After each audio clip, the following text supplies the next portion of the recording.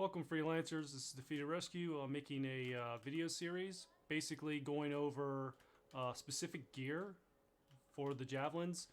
Kind of trying to do something that nobody else is really doing as far as like covering the game for newer players or players that are possibly coming back. We're currently operating on build 1.7.0. Right now 2.0 is in the works. So depending on when you see this video, this information may not be viable or relevant anymore. So pretty much what we're trying to do is we're not really going into specifically about the builds themselves, but really just the gear on their own. And sometimes I'll call them components or items. I'm still just talking about the gear. So this series, like I said, is not really aimed at like the veterans who've been around and are focusing on builds. This is really newer players who don't really fully understand what they can actually buy in this store. So if you go to the regulator store, you can actually, with your coin that you earn, you can buy some of these items or these gear pieces. And I kind of want to help players understand what potentially they're buying and if it's even worth it. And so there's three things that I use to kind of help me determine if I want to make a build around something or add a piece of gear to my build. One, is it efficient? So can it do something really well? Does it take down enemies? Things like that. Two is it viable? Can you even really use it? Or does it have a purpose in a build or a build that you want to try and make? And then the third factor is it fun to use? You can actually not check off those two boxes, but as long as it's fun, I don't care. I'm going to put it in my build. So I try to go along those three rules, whether or not I want to put something in my build or even do a build around it. So today we're going to be doing a gear component for the Ranger, and we are going to be doing Embers Lance. So this has kind of been, ever since like 1.3.0 patch, this has been kind of like a meme component because if you look at the stats on it, it doesn't do a whole lot of damage. It does proc fire, and then its recharge is 1. So if you have a lot of charges on your item, you can actually sometimes negate the recharge, and then you never actually have because you're recharging faster than what it actually has. However, they kind of nerfed that in the most recent, not the most recent, but I think around 1.3.0 is when they nerfed it. So this ability actually has a cap for how much it can recharge. It doesn't matter how much recharge or gear charges you have in your build, it cannot out recharge the use of it. Now, there are some components and some gear pieces in the game that you can actually out recharge how quickly they get drained. So basically you can just use these indefinitely, but however they have adjusted that and it's no longer really a possibility. But that's not really what we're here to talk about. We're here to talk about, is this something that you could basically find for you could utilize in one of your builds that you intend to use. So what I like to do to test these out is I will go into free play, and this whole series is really devoted to masterwork and up components. I'm going to use legendaries because those are just kind of like the best you're going to get, and that's what you can buy in the store are the legendaries. But I want to showcase how viable they are in GM1 and GM3. So GM1 is where a lot of people are going to probably start coming in to determine if this is where the legendaries are going to really start dropping. And then GM3 is like the top tier of difficulty, and I kind of want to showcase just the difference because GM1 and GM3 are vastly different. And it doesn't matter if you got a legendary javelin or if you've got a masterwork. GM1 is a lot less punishing than GM3. GM3 is incredibly difficult. So we'll go in and we'll test this out, and then I'll just kind of give my thoughts at the end of the video.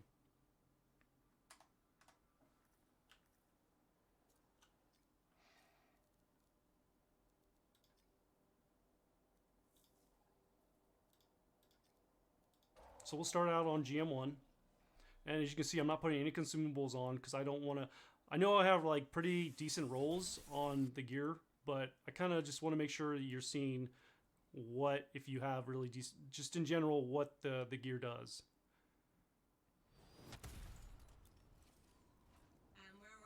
Okay. Searching through all incoming reports for suitable event markers. Okay, sounds good. So when I first spawn in the Bastion, what I'm trying to do is see what kind of players are here, if there are events going on, because the best way to, without going to a stronghold to test your build, is if you go into free play and then go into whatever GM you want to do or test your build out on, go into that and then find dungeons. Dungeons are the best places to go because they emulate strongholds pretty well. So out in free play, things are a little bit easier than they normally are in the strongholds. Difficulty is a little bit more challenging, and just overall, like, your damage output doesn't seem to be as beneficial.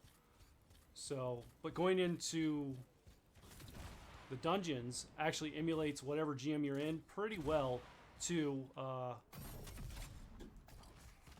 the GM you're trying to go in. So that way you're not just going into basically a stronghold with a build that you're thinking might be actually very beneficial, and then find out like halfway through or early on that it's not, and then you're like scrambling to go into your jav and like change everything around so that you're somewhat useful to your teammates. So this way you can go in here and do a lot of testing.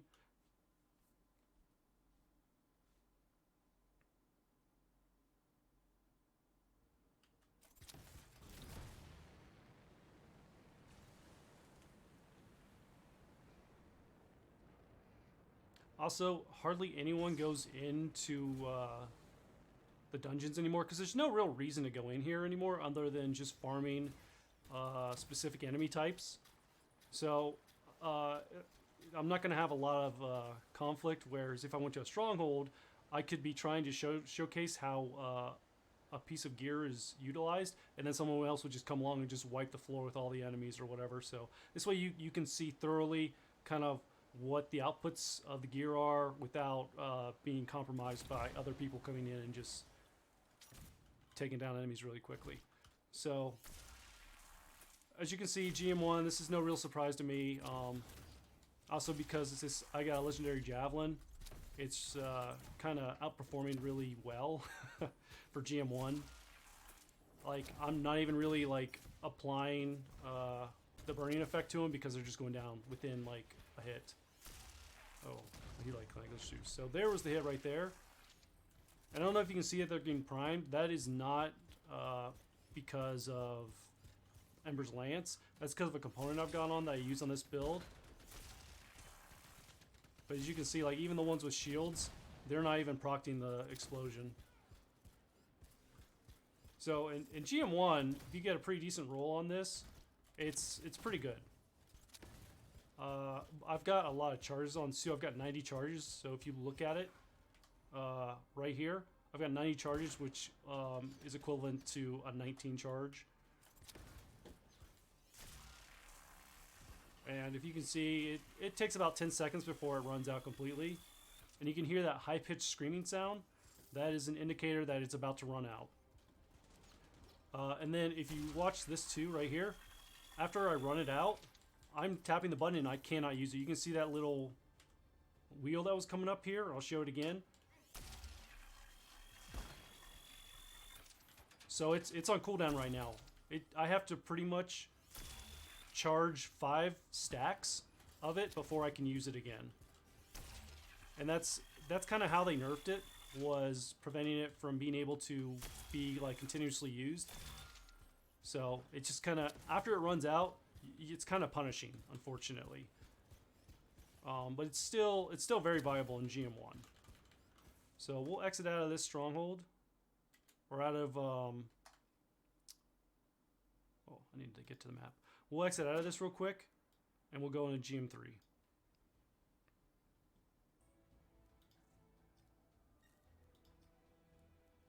And this time we'll just go straight to that area.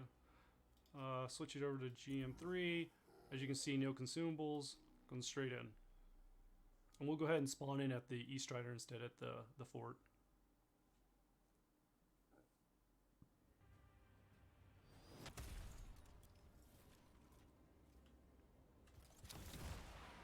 Alright, good. There's no event going on. Usually right here in this area, they'll have events going on.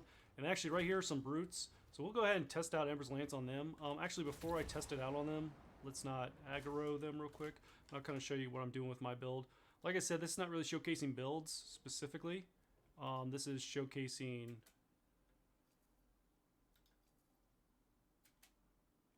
the actual gear itself. So when I was saying that I have elemental wafts right now, which is on a 5 hit streak. It applies acid effect to the target.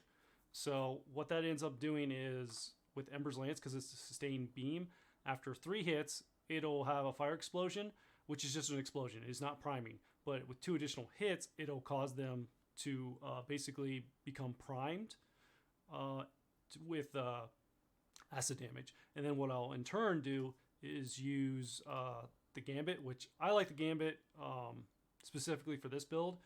And it'll basically give me, I'll be able to see that I can throw the grenade and detonate them. So the way that I normally do it too with this build is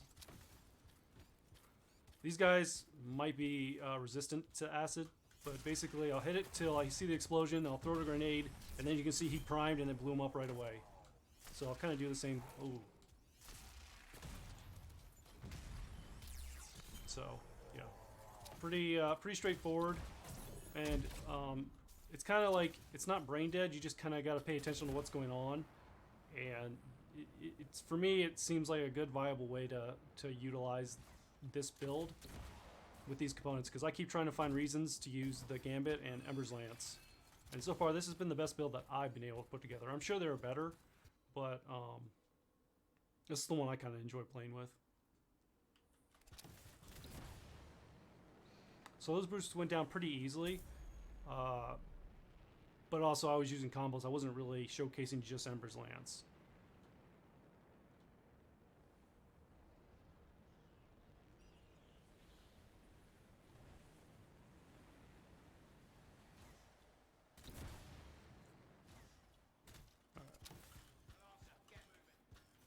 And I can hear them, I just don't see them. Oh, here we are.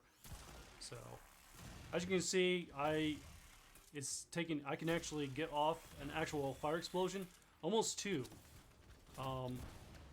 before they actually go down. And these are just the outlaw grunts. Like, there's nothing special about them. This is just normal GM3. Oop.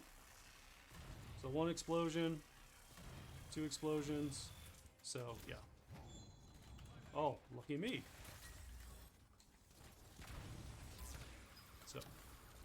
So we'll go ahead and clear these guys out with this build that I've got. And then I would like to go up against that storm. Man. But I want to clear them out a little bit because that storm obviously can mess me up. Like, my shield's already down. So we'll go ahead and clear these guys out, kind of show how the build works itself, even though that's not the intent. Oh, that went to the wrong dude. Oh man, these storms are really trying to get me.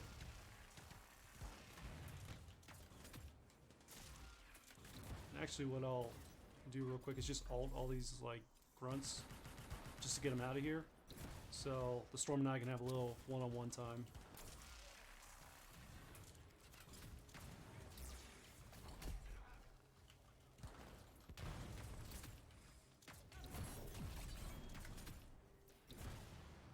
So Embers Lance, it's doing not too bad.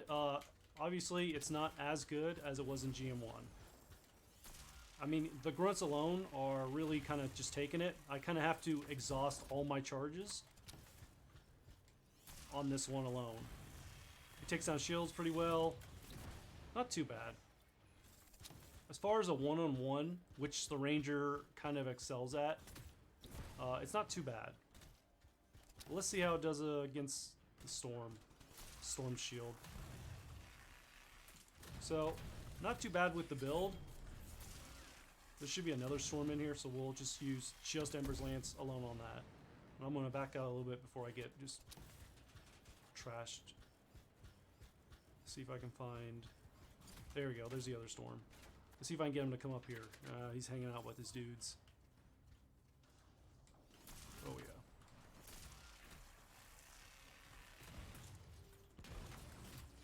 I messed up the timing on that one.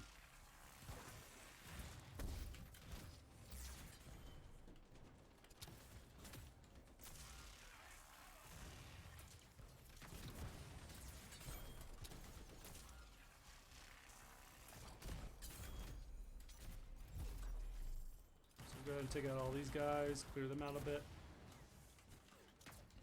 Spawned a lot of dudes down here. Okay. So we'll try and just use Embers Lance just on this storm and see what we can get. Ooh.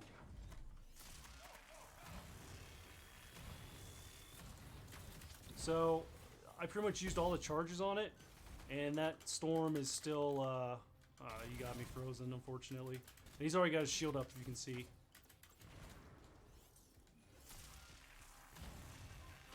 So it pretty much takes 2 full charges to take this storm down. And he's not even like, he's not even super resistant to it. Because he's an ice storm and not a firestorm. So firestorms will be sort of resistant to fire elements.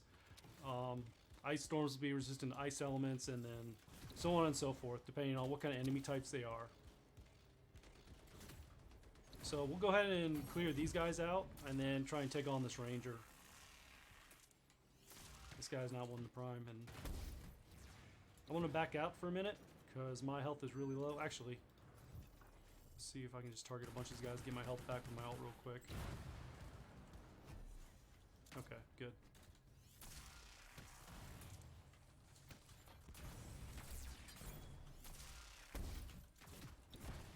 She's down again.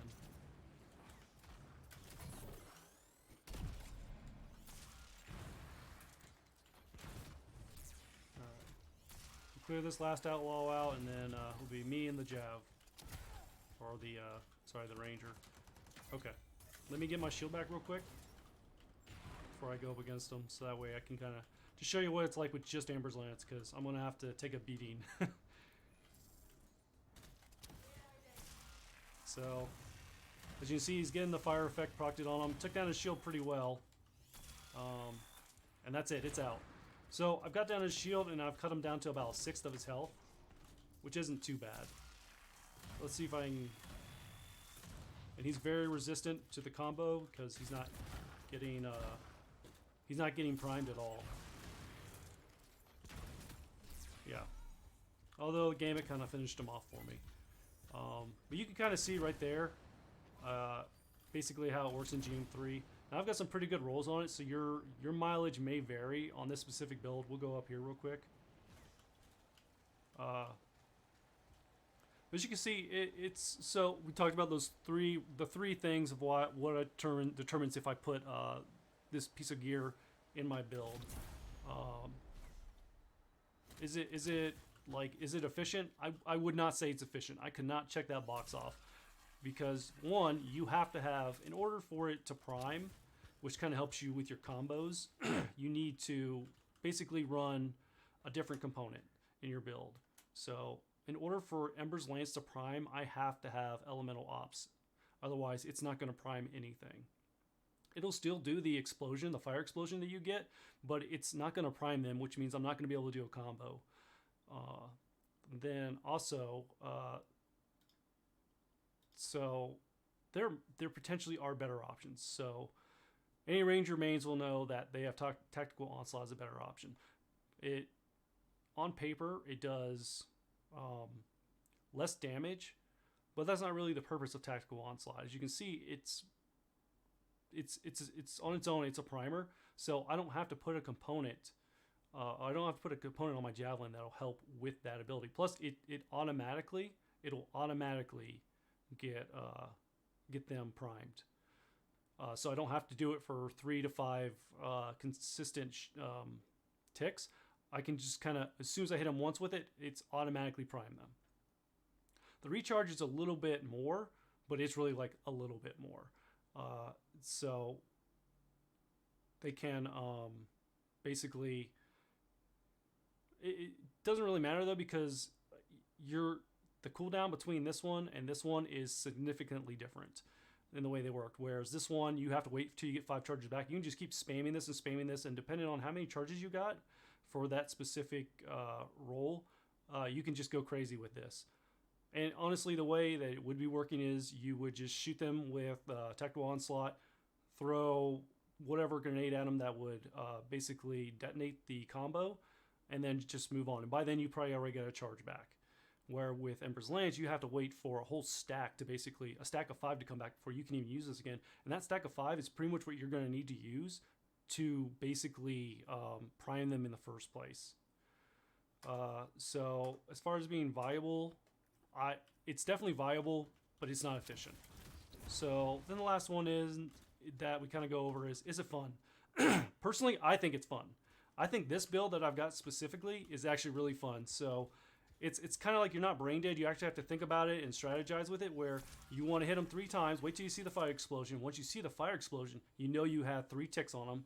Then you throw the gambit at them, which is another hit because it hits them directly, which will prime them when right before it explodes. So it's kind of a neat little, like, going back and forth, kind of just not necessarily going through the motions, but kind of figure out your timing and making sure that you're not wasting your charges and trying to optimally, like, hit your target. And that's why I use the gambit too, because if you look at the trajectory of it, it is sort of a lob, but it still has more of a straight direction, where with other grenades, and I'll throw on one of the other grenades to show you, because a lot of people might be going, well, why aren't you using Last Argument? And Last Argument is a good option as well for this build. The only thing about Last Argument, we'll give it a second to charge so I can kind of show you. Because Last Argument does a lot of different things, but as you can see, it's like a straight lob. Like, you're not throwing this thing straight at someone unless they're, like, right in your face. So, but Last Argument would give you some charges, but, you know, that's here or there. That's kind of up to you how you want to go with it, because Embers Lance is kind of what we're talking about. But as far as what do I think about Embers Lance, I don't think it's efficient. I don't think it's very viable, but I do think it's fun. So it's definitely worth picking up in the store. If you get a really good roll on it for charges or even gear damage, it's still an option. But what I would say is hold off. Just hold off. And honestly, it's not really a good buy. So I would save your coin up. If you get this in a Lego drop from just random strongholds or free play or whatever, I would definitely keep it and look at it, and just only keep it if you're getting good charges on it or really good damage on it. And when I say charges and damage, I'm talking about, let's go over to mine real quick. So I've got 2 of these, and I've worked really hard to get these. I've been trying, I would, yeah, these were not easy to get. So I've got 2 right now. I've got one that's 100 gear charges, and it's got 18 gear recharge. So it's constantly getting recharged. And this is one that I try to use on a build where I'm constantly getting it back so I can continuously prime. However, I've got one over here that I think is probably like the closest to God roll I'm ever going to see, which has got 90 gear charges, which procs it at like 19 charges. And then it's got 125 gear damage. So honestly, like I said, I would wait if I were you, but if you get one just randomly, it's a good buy.